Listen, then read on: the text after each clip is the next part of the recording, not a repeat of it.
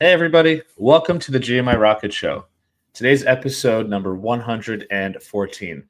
I'm your host, Roman Zelichenko, former immigration attorney turned entrepreneur. I'm the founder of Laborless, an immigration tech company that automates the H-1B visa compliance process, and also the founder of GMI Rocket, which is a digital marketing agency for the immigration mobility industry and which brings you this show. So, really excited today. Our guest today is joining us all the way from India. So our guest today is Ravindrababu M V, who is the CEO and founder of a company called Ideateq. And one of their, it's kind of like an idea, lab, if you will. It's a company where he's creating products. And the first, product that he's created is a company called ImmiBox. So ImmiBox is an immigration case management system, or law firm management system for immigration lawyers. It's foundationally based on artificial intelligence, and we're going to learn all about Ravi's journey, his career, kind of what brought him to this entrepreneurial place in his life where he started this company, Ideateq. Why did he launch in the U.S. immigration industry, right? Like, what was it about our industry that was interesting for him? And of course, we'll talk about what ImmiBox does, who it targets, and what's different about it. So before we get into that, I just want to give a really big thank you to the main sponsor of this episode, DocketWise. So for all the immigration lawyers and other practitioners who are listening to or watching this show, you may know DocketWise. If not, DocketWise is an all-in-one immigration case management platform. They provide best-in-class immigration forms, really customizable questionnaires to get information from clients. They have integrations with all sorts of companies and products in the industry. Of course, they are part of a company called AffiniPay, so they integrate with LawPay. They integrate with MyCase and a bunch of other products. They integrate with Laborless, my company as well. So I love that about them. One of the things, though, I really do like about DocketWise as well is that they create a lot of content for the industry. They're big supporters of the immigration industry. They have a podcast. They have webinar series. They have an ebook. They write blogs. They support shows like this, to create more content for the industry. So really grateful to DocketWise for being the main sponsor. And if you want to check them out, go to docketwise.com. And tell them you heard about them from the GMI Rocket Show, or follow the link in the show notes. So without further ado, Ravi, thank you so much for being here. Thank you for staying up late. I know it's late in India right now, and joining us on the show, and to share your story and share the story of ImmiBox. So welcome. Thank you, Raman. Thank you. It's a very good Friday afternoon for you, and just that I believe everybody is getting ready for the holiday season. So happy to Absolutely. be in the show, and it's good to connect with you and share our journey, vision, and ideas, and also learn about the industry. You're one of the person that we surely want to talk to. Basically, you carry both industry experience and also comes with the tech background. So looking Thank forward you. to the show, and also looking forward to learn from you as well. Yeah, thanks. I Thank appreciate you. that. Yeah, hopefully. But I have to tell you, a lot of what I've learned is from conversations like this, with individuals like yourself. So, I appreciate that. Funny enough, I'll be in India in a month after the holidays, but still. So, I guess I really would love to. I usually like to start the show and really talk to guests and learn about kind of their background, right? I mean, yes, we can jump right into the story of the company, but I really love to learn about, where do you come from? What was your, were you always a technology person? Were you always an entrepreneurial person, etc.? So you're born in, or you grew up in Hyderabad, is that right? Yeah, In India. yeah. I born and brought up in a place which is close to Hyderabad, and I born in a village, and I did my schooling over there, and then moved to nearby towns and cities for my further education. I did my graduation in BSc Computer Science, and I did my master's in Computer Science, and then got into my job, and during I would say late 90s and early 2000s. So I did work for different organizations for about 10 years. And my um, last employer was Cognizant, which is one of the well-known multinational organization. Um, in my journey as an employee, I did play various roles in the technology domain. I got myself trained in multimedia. Those days, it is called multimedia, where we used to have a lot of fancy stuff. We used to have a lot of visuals and images and movies and stuff like that. Mm. Uh, that was my interest. Out of my personal interest, I got myself trained in multimedia courses. I learned some of the technologies, tools like Photoshop and 3ds Max, and there was a tool called Flash, Hmm. which was very popular those days. I got myself well trained and Flash. It was more of a self training, self learning, because that was a new tool those days. It used to do a lot of animated stuff, and used to that was a extremely well built tool. Before we have all these JavaScript based technologies, which is all front end stuff, Flash Yeah. used to be one of the very popular tool. I remember And this when it was the 90s. I remember also learning how to build websites, and Flash was, if you wanted your exactly, website to have anything cool or moving images or anything interactive, you basically had to learn how to correct. use Flash. Yeah, good part about Flash was it was not just a tool for because there was a term called rich internet applications, RIA. So that was invented. I think it came in after Flash came into the market. So good part about Flash is it had all the visual stuff, but it also had a powerful programming language called ActionScript. Mm. We used to do a lot of interactive components using this ActionScript. So personally, I was a very good student in mathematics. So I like mathematics pretty well. So that's how, though I was trained myself in all these technologies and tools in multimedia, but I did apply my coding skills and analytical skills in building interactive applications in Flash. Mm. So it was kind of a good mix between a good front end sense and also the programming skills.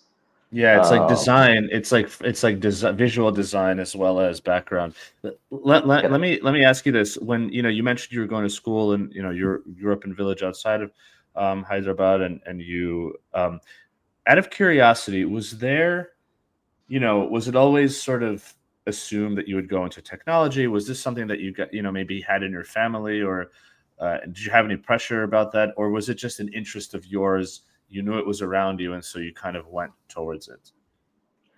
No, not really. In India, it's a little different. Many things are driven by circumstances and Hmm. some kind of influence from the family. Hmm. So basically, parents guide us through many of these things. Um, though it's a graduation, a lot of times it is driven by the factors around people. Um, Hmm. so in my case, my parents are actually we had an agricultural background, so my parents are. My father was doing agri business, so it's a farming community, and my father had some education background, so he used to do a lot of trading with the agri products. He has some Mhm. knowledge of this kind of stuff. Not really computers, but he's educated to, I think, high school level. Mhm. And he had information around his friends and known people that motivated him to me to join in a computer science Mhm. courses. So that's how I got into BSc, Bachelor's of Computer Science. So Mhm. Bachelor of Sciences in with a major in computers. So that's how I got into computers. Those days it was 1995 around. It was just, though computers were there long ago, but they were not so popular as Mhm. other science courses. But computers were accessible to some of the premier institutions, but not really. Not everybody had access like it is Of today. course. So Of course. it was, Oh, I mean, it was the same thing in America, by the way. yeah, In the early to mid '90s, you didn't have not everybody had a computer at home. correct, Now every individual has their own computer. Before, you correct. were lucky if you had one computer for the whole house, and if you want to use the internet, you have to. Nobody can use the phone. So it's crazy, a completely different world in one lifetime. Yes, yes. It actually, what we see today is little different. What those days were completely different, because we used to carry a bunch of floppy drives to store some message, or transport some messages or information Yeah. from one computer to another computer. The network was not there. It was very popularly called as LAN, which is Mm, that's the best network we used to have. We used to have the internal messengers within mhm, the office or within the college environment. We used to exchange information through some kind of a messenger tools available those days. That was the best medium to communicate or exchange information. mhm. Um, but now it's all connected, and we can share stuff, anything. See, like this kind of communication was never thought of. Yeah, it's like science People fiction. use, What we have now feels like science fiction. Only 20 years ago. yes. Um, so In another a way, question. it's actually another on the similar context. I think this generation we are, at least we are lucky that Mm, we have seen the entire transformation. mm, yeah, Because our earlier generation, our parents, uh, they do see things, but they're not really utilizing that. They're not really using all these developments. They're mm, just watching. They're kind of retired and they're just watching. right. But in our case, we have seen what they have seen, and we have used what they have used. But in our case, um, we have seen from nowhere, without a telephone or with just a landline connection. Now everything we can do in a mobile phone. Right. The transformation is amazing, and Yeah. the pace is also, that's Right. important thing, Right. is the pace is pretty. I think nobody has expected this before. Right. Yeah. Agreed. And now now we went from landlines and big computers to generative AI coding for us. Did you, when as you were also growing up, going through schooling, was there? And I understand you were studying technology. You were moving in this direction of a career um, in technology. Do you feel that at the same time you had any inclination towards also starting a business? Was it, did you want to start a business? Did anybody in your family start a business? Because was your father's agriculture work, was that a business that he started, or was it an industry that he worked in? No, it's my father's case was it was more like a trading. So though he was doing kind of a business, it was not like a formal business, right? He Right. used to purchase stuff here and then find a buyer Yeah. and somewhere else, and he's kind of he used to be a bridge between a farmer and a businessman. So I mean, that's that's a a business too, though. that's You a have to business. make your decisions. You have to source the products and materials. You have to figure out pricing. How do you Right. price it in a way that pays you what you're supposed to be paid, but also isn't too expensive or too cheap? Definitely. So it'd Yeah. be, and I like to ask this question because I come from a legal background in terms of my education. I mean, when I was a kid, I also was like building websites when I was a kid, and then I studied finance. So I was always going towards a career. I never thought about starting a business. I never had business people around me in my family. I didn't think that I could do it. But eventually I kind of thought maybe I can do a business. So I'm always interested in hearing what guests' experiences are, if they thought about it or not. As you went through university and you got your master's degree, and then you finally went into the working world, it sounds like you worked at some smaller companies, then you eventually went to, as you said, Cognizant. um, did you start developing ideas at that time, as you were working? Did you look around and say, all right, this is great, but what if we do something else, or maybe there could be a product that can help here or there? Did you ever have thoughts like that? Um, it was not a plan that I had in my early Mhm. days. So it was just like getting into the job and move up in the ladder and then try to work for bigger companies and got in, and then eventually when I gained experience and gained knowledge and started interacting with people and started interacting with customers and colleagues, um, it had some at some point of time when I was working for Cognizant, I felt that we can do something. We can build some product for the market. That's when I started feeling that why don't we build a product?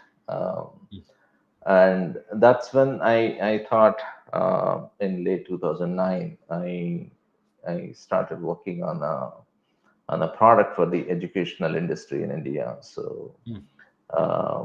I started working on a concept utilizing the internet, and it was just the mobile. Smartphone wasn't there Mm. in 2008 9.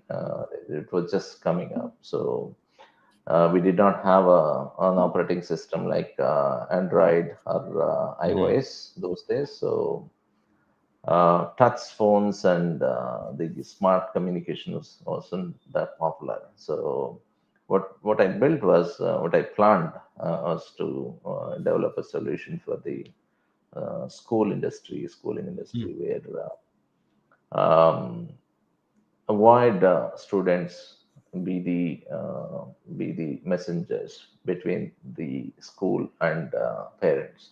Mm. Let the parents speak to the school management Mhm. or teachers and interact with them, get the feedback and get the messages. Mhm.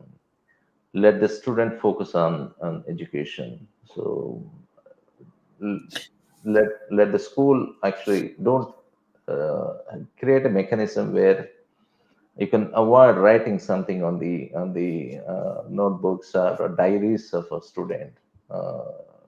Student don't need to know everything that school communicate back to the parent. Mm. Interesting.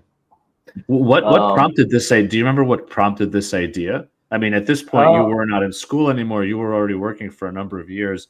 Was it an right. experience that you had, or something like that? Interestingly, I did not even have kids those days, so Hmm. it was just that looking at how things are happening around, Uh-huh. because I always used to have this habit of observing things.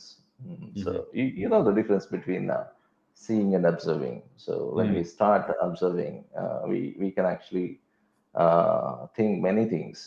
We can find many solutions. We can see many problems Mm-hmm. if we start observing things around. So I used to have a lot of friends and families around. So when we see things, sometimes I did really feel that students really don't need to be involved in this communication process. Mm-hmm. So being in the tech industry, and why don't we actually build something for this industry? That's when we built something. We built a tool where it can be deployed in a internet, and it's like a multi-tenant and SaaS model. That's what I thought those days. And we approached some of the schools, and we approached some of the popular. We do have in India. We do have. There's a lot of private schools than a Mm-hmm. government. Many people actually prefer to go to private schools than a government. So we did approach. I did personally speak to many of the institutions. Mm-hmm. Um, Lately, I felt that instead of selling the tool, it has become like an activity or a task for me to educate the management. Mm-hmm. Uh, so I felt it's little early. We have to spend a lot of time and energy in educating the industry, which is Mm-hmm. being an individual. It's a humongous task, and the adoption is pretty challenging task for me. So By the way, I were you still working at the time at your full-time job, or did you quit your job to try to do this? I did quit my job. Mm. So when I started doing this, so then I realized it's not going to be a successful Easy. task. So it's not going to be easy at all. So and at the same time, around the same time, I did have uh, some project. Somebody asked me to build an application for a client in California. So there was a organization who wanted an application for it's a clinical placement system. So Mm. it was something like a project for us.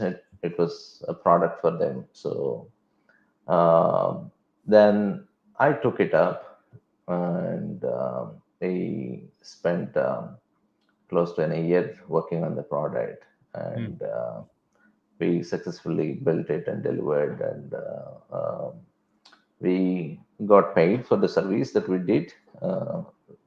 It was something like it's a work for hire kind of a Mm. model. It's a consulting role, consulting Mhm. activity that we did. So and that actually motivated me to focus or started thinking about servicing other customers in US and other locations like Europe and the Gulf region. Mm. So I did leave my product thought aside. I kept Mhm. it aside and started focusing on service industry. So over last, I think, for about 10 years, we did work for many customers, and we built many products for customers, and uh, we did continue to work with the customers. We did support in the new versions or enhancements, and we acted as a B team for some of our clients. Mhm. uh, so this was a good journey. I did work on multiple domains and multiple products. That's kind of a learning for us. So we And this learned the company, and this is Invectra, correct? That's Innvectra. That's right. Yeah, and by the way, does the company still, they're still running today? Do you still work on Yes. projects for any clients? Oh, Yes, wow, cool. Yeah, we do that. It's a separate team right, working on right. the project. So we still work for our customers. We do have a long term engagements, and we do have a long term association with some of our customers. We still support them on Hmm. many products. Um, and that actually gave us pretty good knowledge and experience um, in the domains, multiple Hmm. domains. Hmm. So in around Can, 2000, can I ask you something just about that situation? So, you had your job at Cognizant. Your career was going great, right? I mean, you were going up and moving up the ladder. You went from smaller companies to a big multinational. Um, by the way, Cognizant brings a lot of foreign nationals into the U.S., right? So there's a big immigration angle there as well. You decided to leave your career basically to start this company. You tried to pitch in India and you found out that it was tough to pitch a product, especially to schools. And I understand that even in America, schools have a tight budget and they have many different priorities, and it's hard sometimes. And uh, Out of curiosity, when you got that client from California, because I think this is a really important point. There's a lot of people that have a good idea.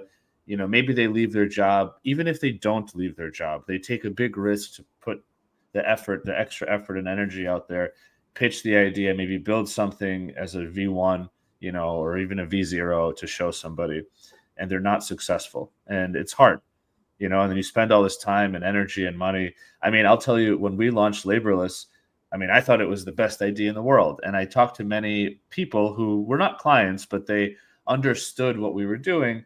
And when I asked them, do you think this would be a company that could be successful? They said, yeah, of course, of course.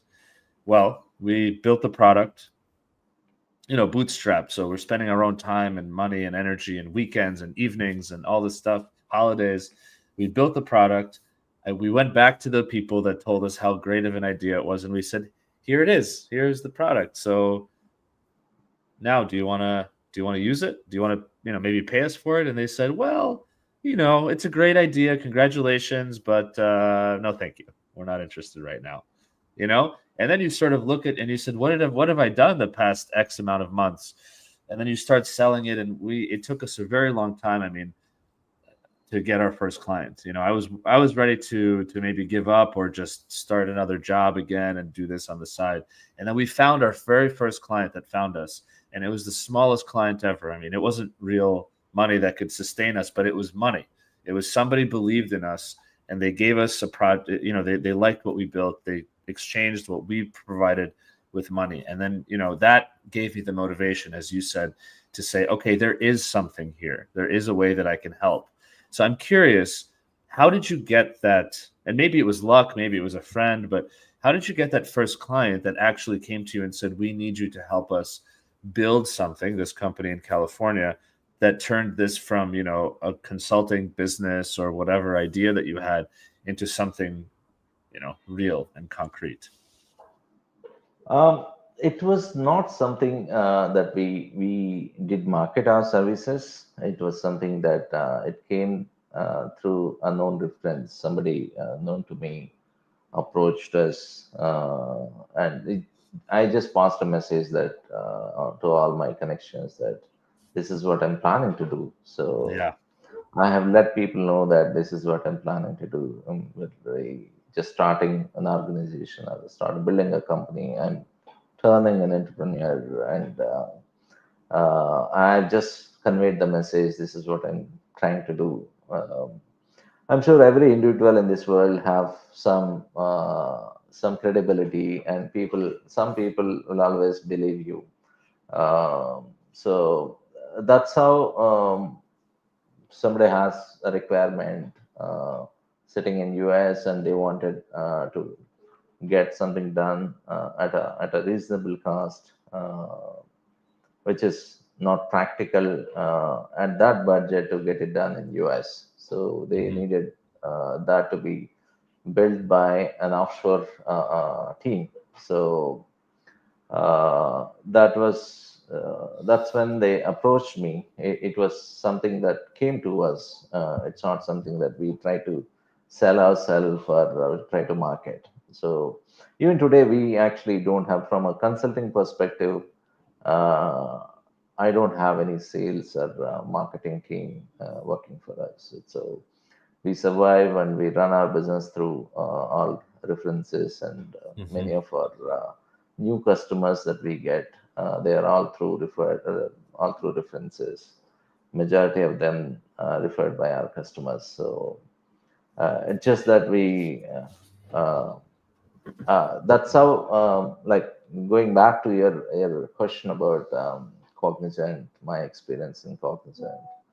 It was a great company, and I had pretty good experience working in there.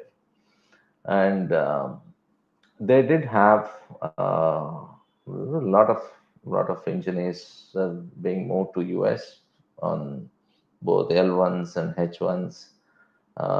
Even I did get that opportunity as well. But by the time in 2007 and 8, I kind of psychologically I was in a mood that we'll do something here in Hmm. India, not Hmm. going to be not going to US. So Hmm. um, whether that was a good decision or not, we that's a different discussion. I did later, after a few years, I did really feel that, okay, yeah, I should have been there, because US is always that's a great place to be, and Hmm. it is still a land of opportunities. So you can, if you're seriously working on something, and if you have a good idea, and if you have a hardworking nature, I think US has quite a few opportunities. It's Certainly. uh, yeah. Yeah, Um, that's great. And I don't necessarily want to go into this too much, but I think that it's really refreshing to hear that you had an idea and you had an opportunity to come to the US. At the same time, you had this internal drive, this motivation to start something else, and you decided to do it at home, right? In India, which is a massive economy. There's a ton of opportunity as well. There are a lot of unicorns coming out of India, especially in the past, 5 to 10 years, et cetera. So I think it's actually a really nice point and a really nice reminder. Look, like you said, it remains to be. We'll see. We'll see. Good idea, bad idea. We don't know, but nothing's guaranteed in America either. Yes, there are opportunities, but it's still not. It's not guaranteed. You have to work hard. You still have to be smart. You have to have a good idea. But I want to go back to what you said earlier. When you first started your business, you still did. You say that you don't do marketing, but you reached out to your friends and you did tell them, "Hey, everybody, or your family, or whomever, maybe I'm leaving my job. I'm going to start a business. I have this experience. If you or anybody need development or need me to build you some software or anything, let me know." I think that when people start their businesses for the first time, especially if they've had a career, they've met people over the years, they don't tell their friends enough. And I think we don't realize how powerful it could be when, if you tell the people closest to you what your idea is, okay, maybe none of them will be a client, but maybe in 2 weeks or 3 months, they're going to talk to somebody, and that other person will say, I think I need somebody to help me build a thing. And they say, oh, I've got a guy, my friend Ravi, he's actually starting his own business. You should talk to him. And um, I think we don't rely on our existing network, our friends and our families enough when we start businesses. We go straight to advertising or something, website marketing, as you said. But I don't think it's always necessary, especially in the beginning. So I just wanted to point that out because I really if you think about it, that's the thing that started your path. You telling your that's right. friends led to the first client, and the first client led to more clients. But it all happened because you made a decision, and then you also shared that decision with your loved ones. That's right. That's right. and then in 2000, I think we did work for multiple customers and different industries, um, and in the process, I did travel to US to meet customers and meet people, and also to service some of our customers. So it was always a kind of a business visa. So I did have connections, and I did speak to many people, and one of my customer is actually is happened to be customer of a law firm. So we built something, and the law firm wanted us to do something else for them. So Mm. that's how I got connected to an immigration law firm. And when I was in Cognizant, so even that time, Cognizant had pretty good internal tool. They do a lot of migrations. They do a lot of it's a pretty good mobility platform where they move people around, of course, legally. They did have an internal platform where we had to upload documents into the system, and those documents used to be. We had an internal immigration team. My immigration team is to review all those documents and do all the checklist and verify before they actually submit those documents to the external law firm. So all these larger corporates have their own tools built. So when I got connected to the law firm, this is actually how we came into this business. So uh, before I talk about it, so my service journey was pretty good, and we had a lot of pleasure working for many of the customers, spanning across different segments, different domains, and different locations. We worked for customers of US, of course, but also we did work for some of the African customers. We Mm. built pretty good products for them, and Cool. we also worked for some of the Gulf region customers. We built products and services for them. Um, it's all these years, about close to 10 years, a lot of experience and knowledge that we gained. um, so how to build a product, how to understand the requirement, how to see things, how to analyze. So these are pretty important factors in building a product. When we're building a product, is it just what we're building? Is it just that we're building to meet the requirement, or are we really helping the customer to do more? It's is that something they're asking us to build, or we are adding our value? What is that we're adding value to the product? Because Hmm. we gain some experience. Customer come to us with a specific requirement. It is our job, our duty to understand the requirement well Right. and give them something better. Mm, that's extremely important, because they come to us uh, not just because they don't have the team, uh, they can hire the team, but they believe that we have better expertise in that Right. space. We can. They do feel that we can add value to the product, or to the project. Um, that's what that we understood, and over a period of time. And in late 2009 19, I felt that why don't we, because we had that passion towards building products, and our own products is still there in me. It was always haunting that we tried something, but we did not succeed. Um, uh, I was planning to develop a product for. I always have passion towards building tools for the enterprises. It's not like a B2C solutions, but B2C products is not my primary focus. It was Hmm. always taking a business case and build something Hmm. for the businesses. So for the enterprises. So that was my primary uh, idea and primary plan. That was my Hmm. target as well. So um, in 2019, I felt that we should do something. So that's how we got into this domain. I think this is a really good time for me to just do a quick pause and give a thank Mhm, you to the second sponsor of the show.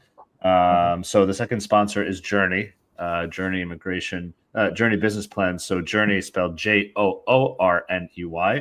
And for the immigration folks, watching and listening, in case you've never heard of Journey, they partner with immigration lawyers and professionals all over the world, helping them with investor visas, coming into the US, coming into Canada, coming into Australia and other parts of the world.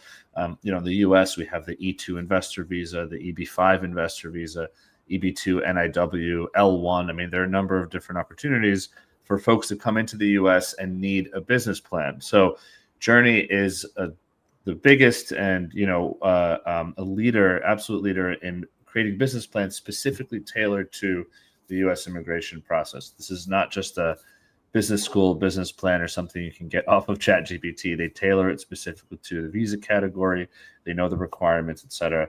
I've known Journey for many years, and there have always been not just doing good work, but just like the other sponsor, DocketWise, Journey puts on a ton of webinars for the immigration industry. They support this show. They supported other efforts. They do a lot for the immigration space.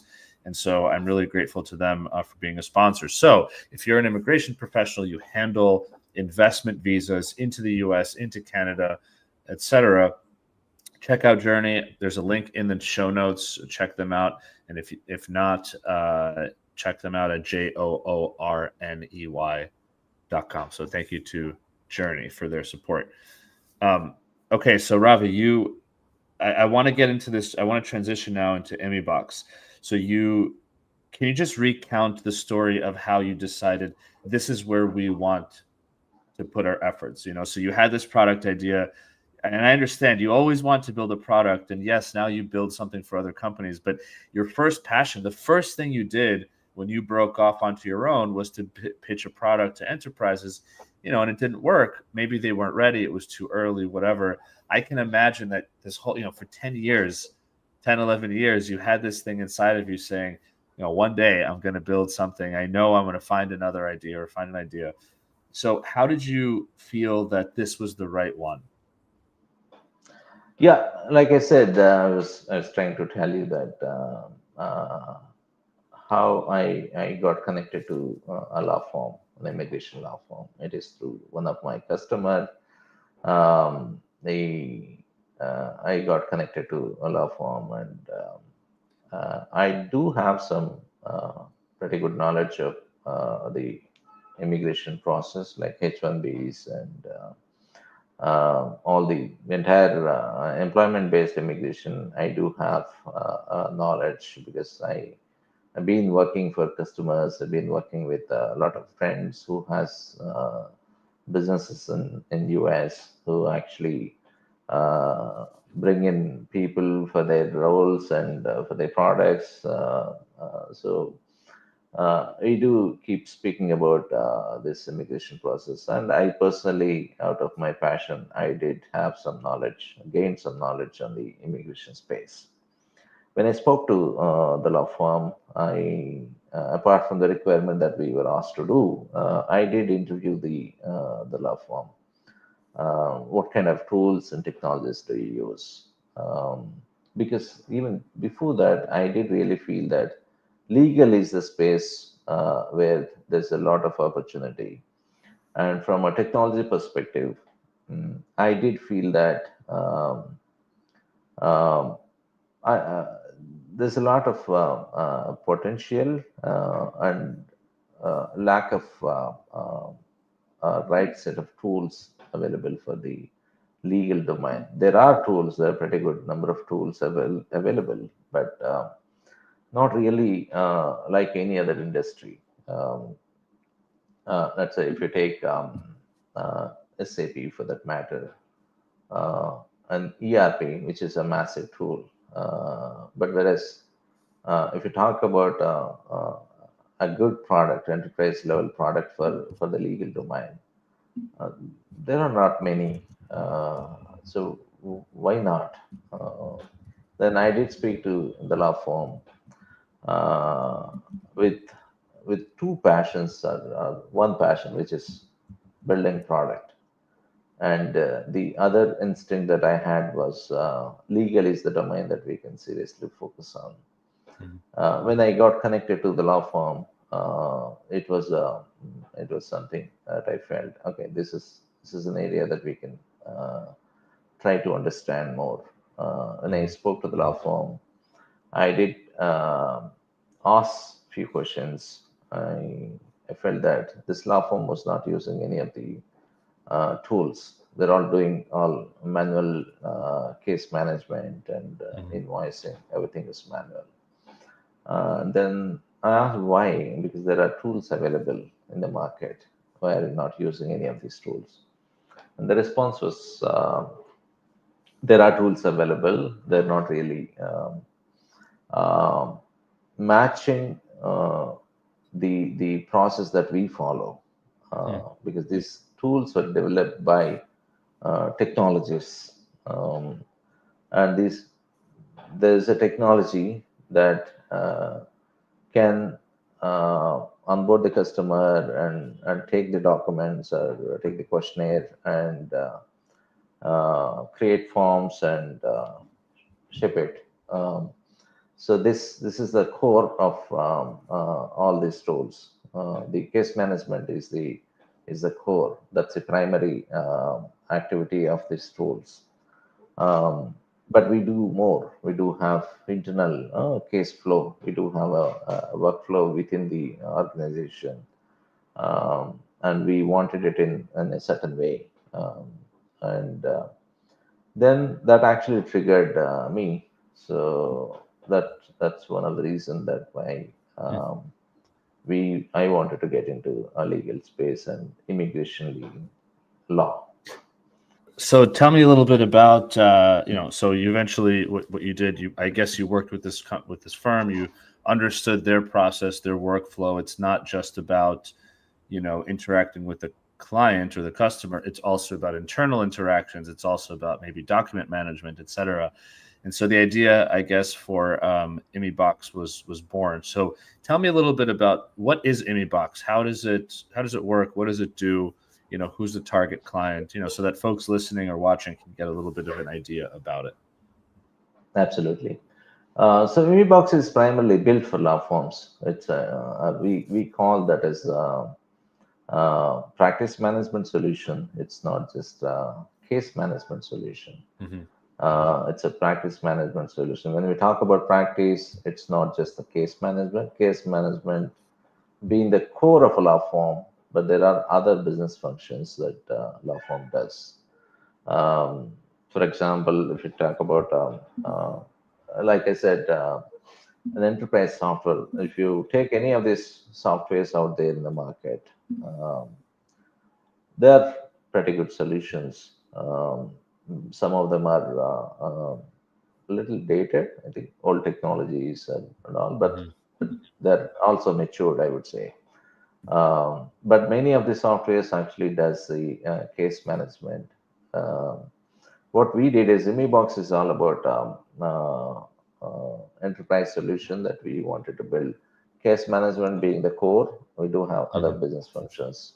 One of the there are many more functionalities that we built is customer management. If you take any of the law firms, the way how they service their customers, um, how do they actually interact with the customers? Is it It's always a phone call and asking them to log into the system and upload the document, or is it just an email? Or so instead of that, we can actually do have we can have a good communication methods available, and we can use mobile apps, and we can tie this entire communication to the case, and maintain it forever, and maintain the history, read through all the communication that you had with the customers.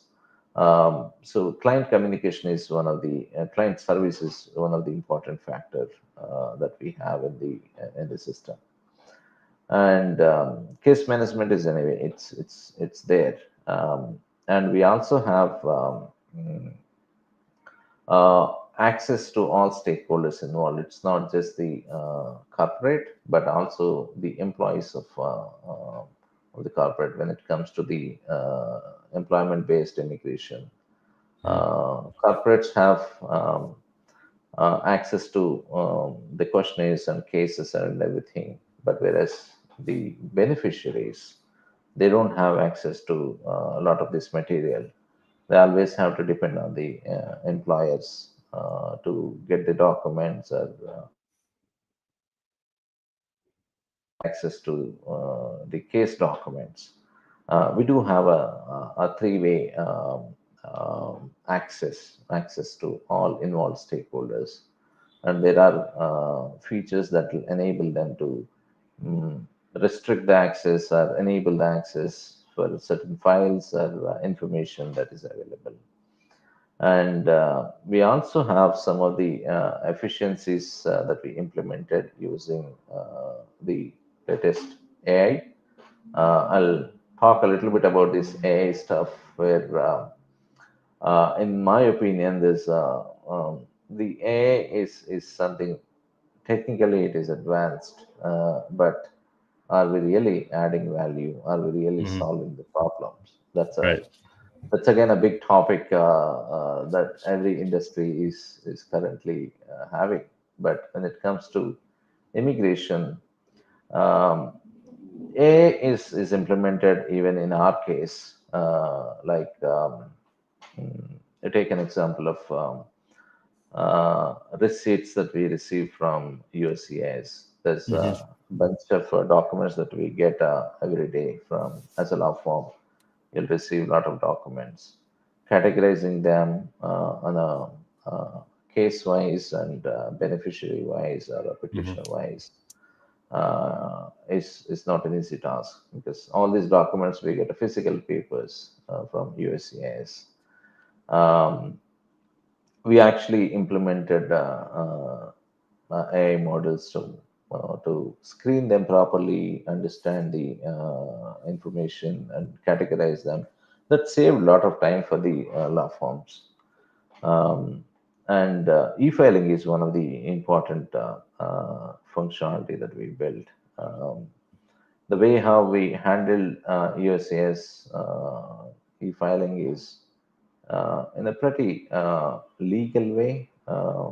We don't store any of the information that petitioners or beneficiaries provide.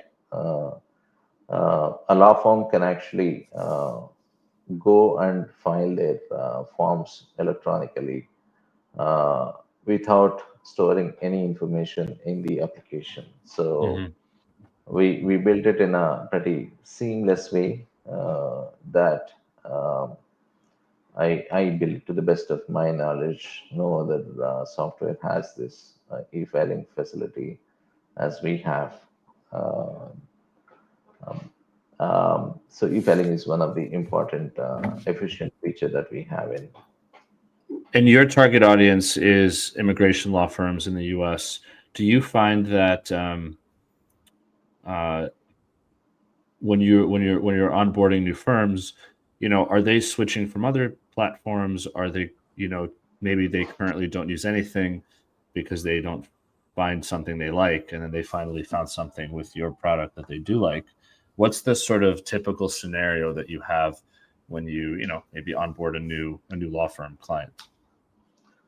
We do have both experiences, Raman. Mm, We do have we have a couple of customers migrated from different softwares who mhm, did have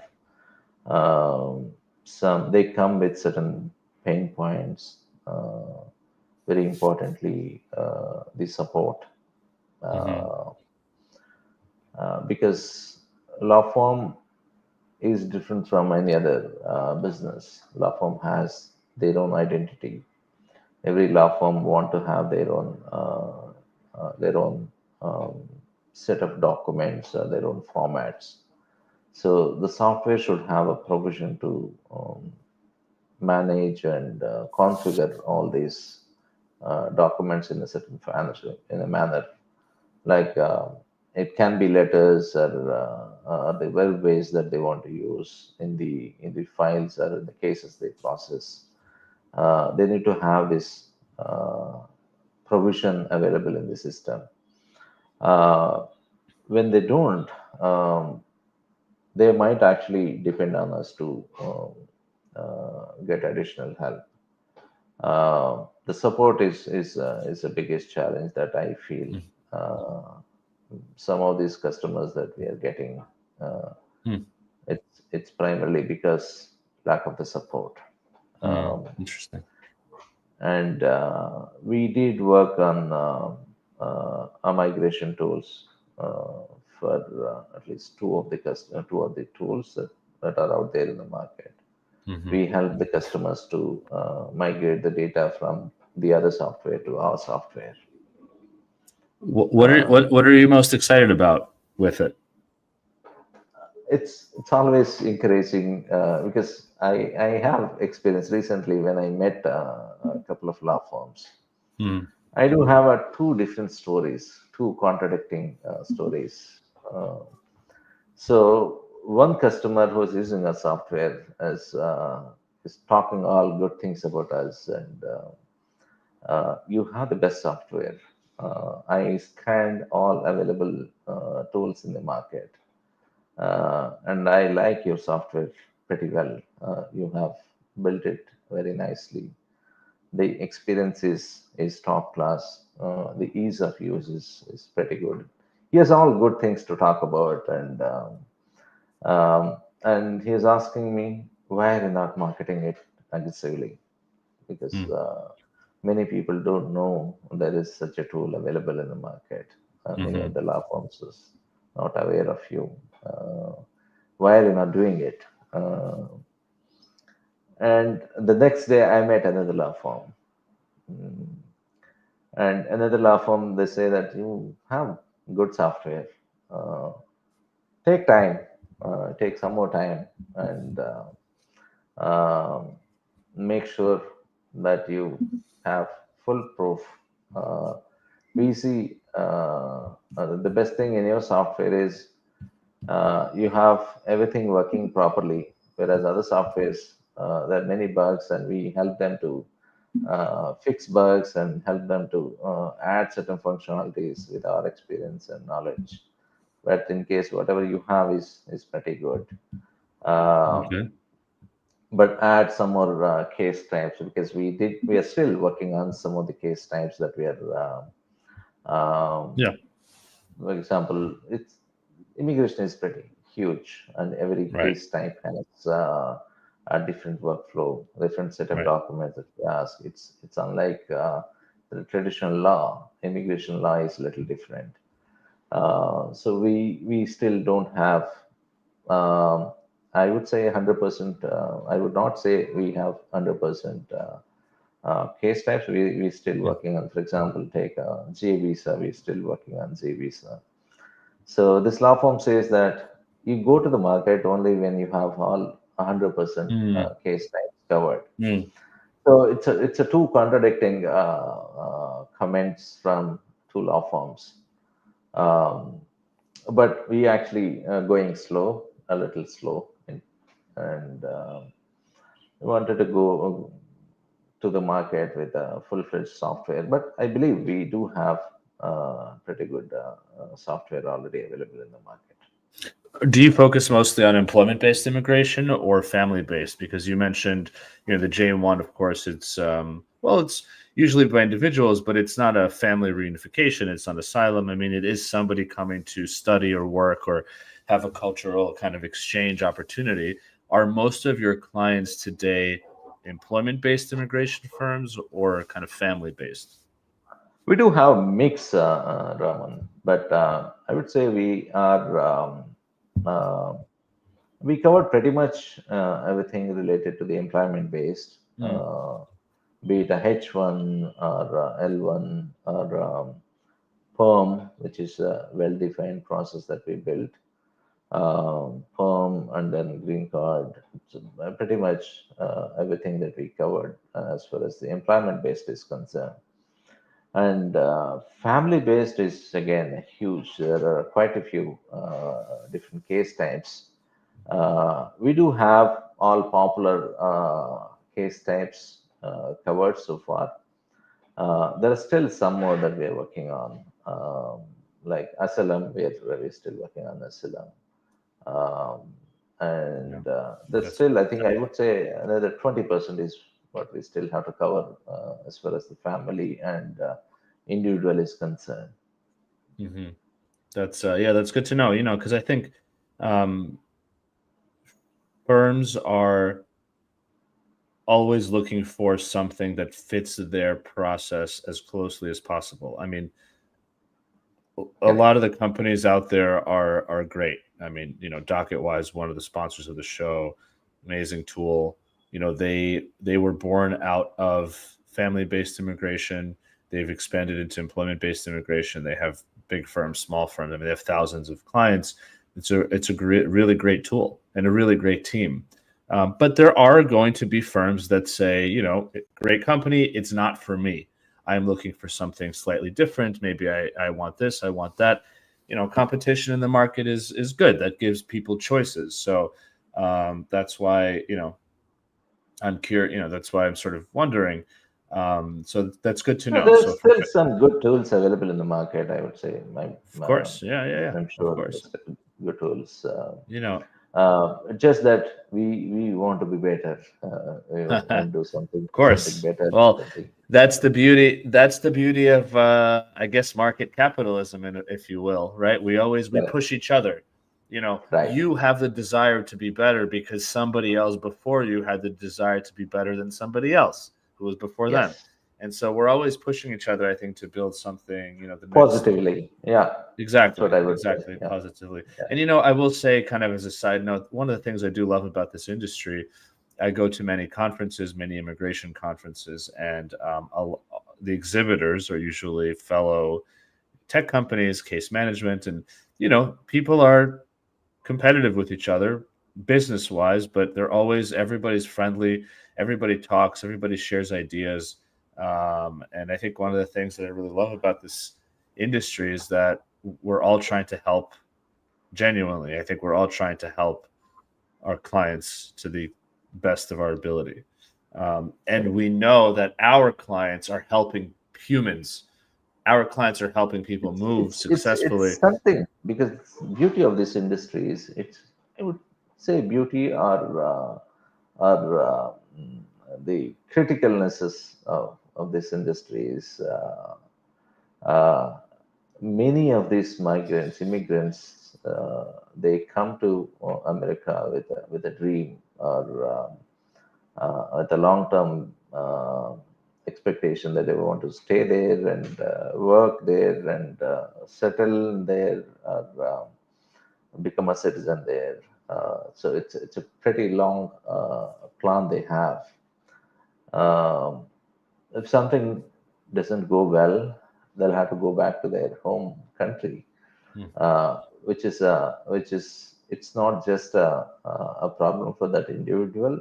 It's a problem for the family and the lot of dependents they have around. So maintaining the status and maintaining the status in a legal way, it's very important. Hmm. So how the technology help them to do that is also critical. So it's very sensitive, I would say, in some cases. I completely agree with you. And I think that's what keeps everyone coming back year after year, and staying in the industry, staying in the business, and fighting. Um, so this has been it's really interesting. Just out of curiosity for you, it sounds like you're building, you're working on J1, et cetera. What can the industry look forward to? What are you excited about that's coming from ImmiBox? No, I think we are actually. So what we did is we built a top class software, which is a core of the platform, and now we're adding automation to that.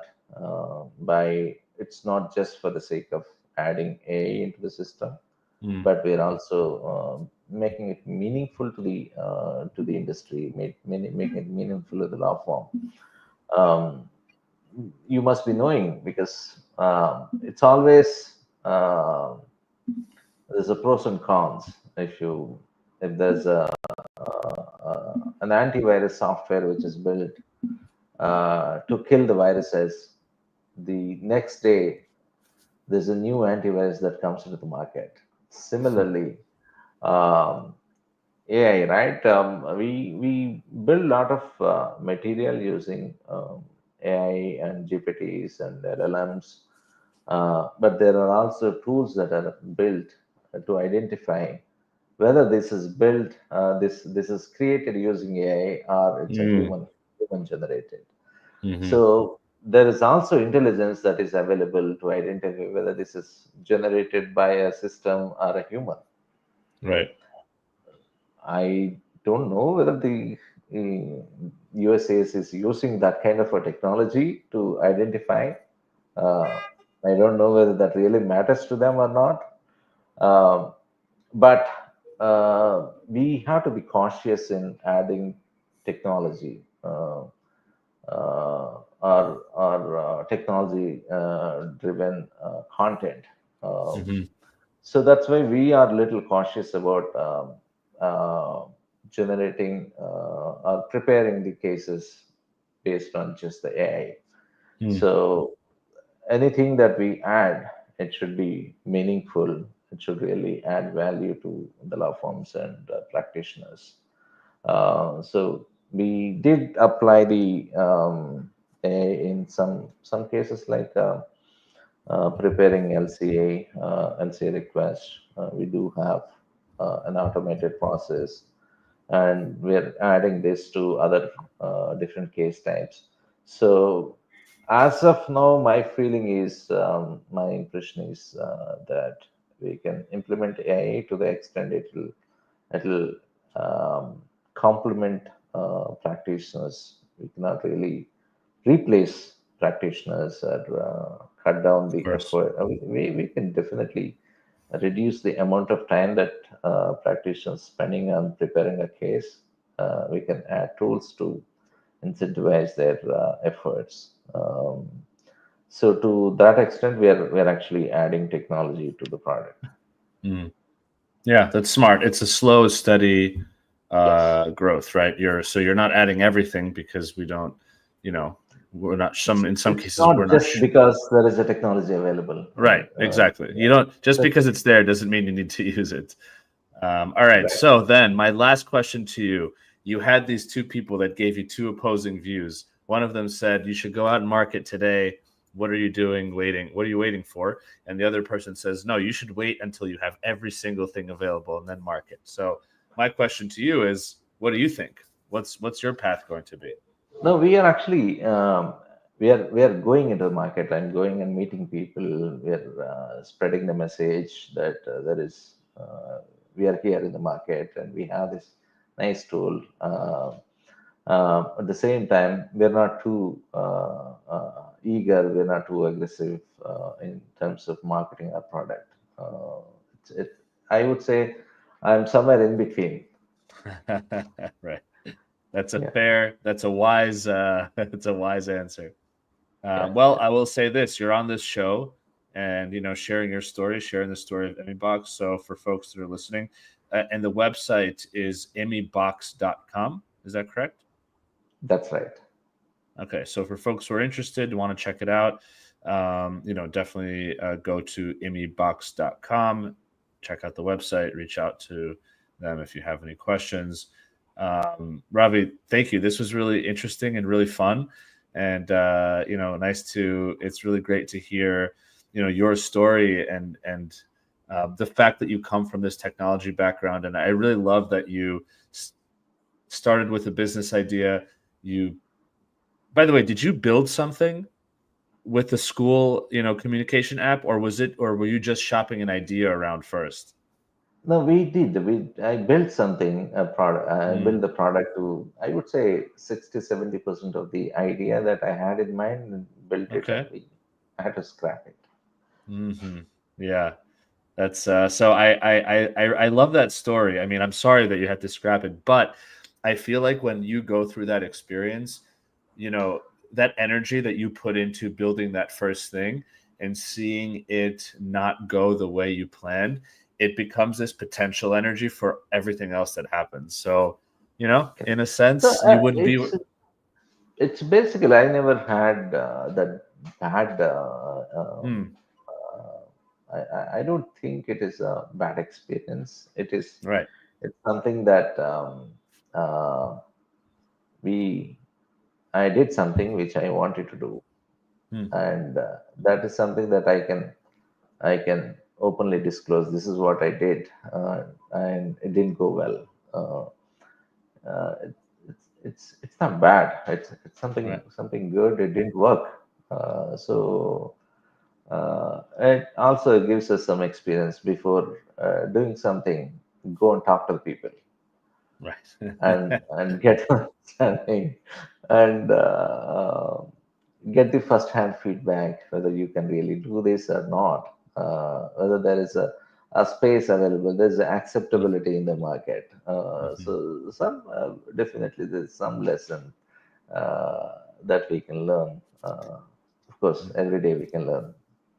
There's no better school than just going out there and doing it, I think. Yes, yes. No, So the Ravi, biggest risk is not doing anything is the biggest mistake. Yeah, amen. Amen. yeah, yeah. Ravi, thank you. This was great. I appreciate your time. I will let you go. Get Thank your you. weekend started in India. So I appreciate you. Absolutely. Thank you so much for being here. Thank you. Look forward to seeing you very soon, whether it is US or in India. So I'll be traveling soon to US next Great. time I'm there. Let's Yeah, let's do it. Come to New York yeah, City. We'll go out for some good Indian food. We have wonderful restaurants. So of course. Yeah, yeah. all Most right. of my Thank time you. is around that area. Thank you. That's Yeah, thanks. thank you. All right. Thank you, everybody. What a great episode. Super interesting. Love hearing about new products coming into the market, what they're doing perhaps differently, and sort of who they are building for. So check out ImmiBox if you are interested and to learn more about them. Connect with Ravi on LinkedIn. His LinkedIn profile is also linked here in the show notes. So I just want to give a huge thank you again to DocketWise, the main sponsor of this episode and of the show. Again, DocketWise is an all-in-one immigration case management system as well. So there's a lot of, constant innovation in this space and constant needs. So DocketWise has wonderful forms process, really customizable questionnaires in a ton of different languages. So no matter where your clients are from, they can get an immigration questionnaire in their language to upload documents, enter information, etc. They have great integrations with a ton of different products that law firms use, again, including my company, Laborless. And finally, they, again, create a lot of wonderful content for the immigration industry, podcasts, ebooks, blogs, webinars, etc. So thank you to DocketWise. Check them out. There's a link in the notes, in the show notes, or check out docketwise.com. So thank you, everybody. This may or may not be the final episode of 2024. We shall see. Next week, Friday, is after Christmas, before New Year's. So not sure if I'll move that interview forward a little bit. if I don't talk to you all and see you all, have a wonderful New Year's, wonderful end of this year, wonderful and safe and fun New Year's. See you in 2025. If not, maybe see you next week, but most likely in 2025. So thank you, everybody. Have a wonderful weekend. Be safe out there, and peace out.